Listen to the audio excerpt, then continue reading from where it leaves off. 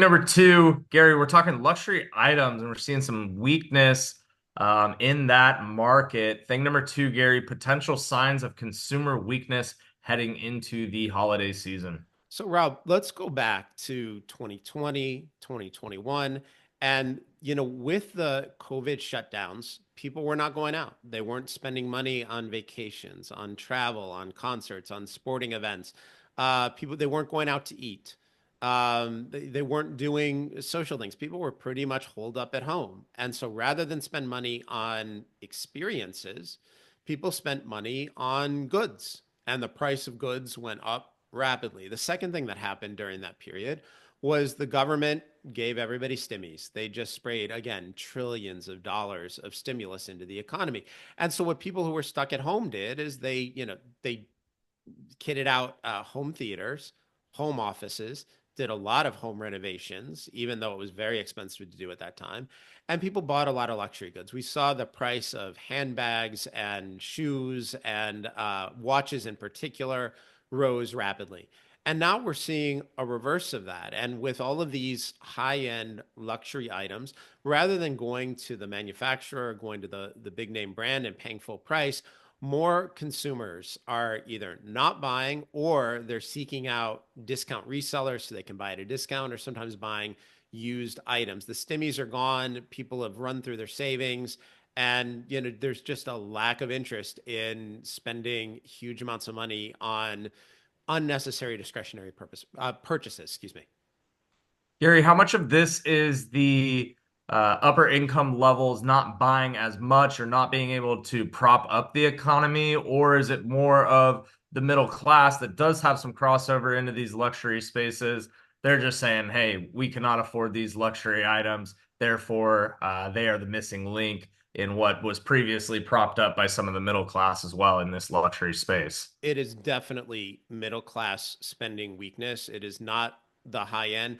Rob, one of the things that really makes me angry about the way our economy is managed is all of these policies that our politicians put in place, claiming they want to put these policies in place to hurt the rich and help the poor and help the less fortunate, actually do the opposite. The kind of spending that is coming out of Washington is not helping poor people. It's leading to huge amounts of inflation. Now, if you're really wealthy, what you can do is you can take your 800 something credit score and you can borrow depreciating fiat dollars and buy hard assets. You can buy things like gold, Bitcoin, land, property, buildings, homes, and you can buy real assets. You can buy stocks, right? And so you can take on debt that will be worth less when you get to pay it back or have to pay it back, and own assets that will go up in value as inflation becomes a problem. And so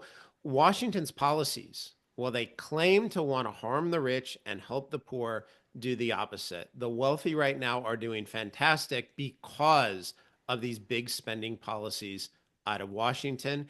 And the poor and middle class are being crushed by inflation, and that's what we're seeing right now. This is weakness in middle class spending right now as they're being crushed by inflation. And when the middle class experiences a slight increase in disposable income, those stimmy checks, they tend to spend it on luxury goods like purses and watches.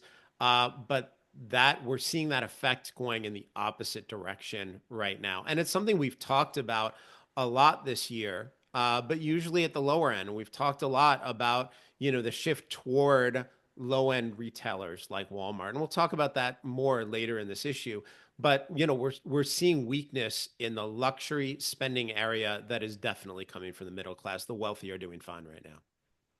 Yeah, definitely. My uncle's actually he's in the toy space, but distribution through retail. And he was saying, yeah, things have been extremely slow up until this point, and it's looking like very weak retail market heading into the holidays as well. And I think you've got it nailed here in the luxury space also, Gary. Anything else to add there? No, it's interesting to hear about your uncle's situation. I see the same thing when I talk to people. So my business is relatively unaffected by this because I can do exactly what we talked about, right? I can Right. I can use leverage and buy stocks, and that works for me. And people who are investing understand that we are delaying enjoying that money right now for the opportunity to make a lot more money down the road and to build wealth. And so, that works for me. But when I talk to people who are running small businesses or, running their own businesses, people like your uncle, they're telling me it is just really, really rough right now. And, in many ways, one of the best things that I do to learn about investing and the ideas we're looking at is I do a lot of research calls. I talk to people who run these businesses, and, we're hearing this, just the same story as your uncle again and again. Yeah, we've been talking about this for a few years, seeing it to further come to fruition here as we move into the holiday season. Wrapping up thing number 2 regarding the weak luxury market. As always, please head to our website, deepknowledgeinvesting.com. Sign up for a free subscription. That'll get you added to our email list. You'll receive all the content material that gets posted through the DKI blog. But you will not have access to premium paywalled content or Gary's current recommendation. That comes with a membership, but we'll be sure to at least keep you in tune with the 5 things. That's a free deliverable that goes out to everyone on a weekly basis.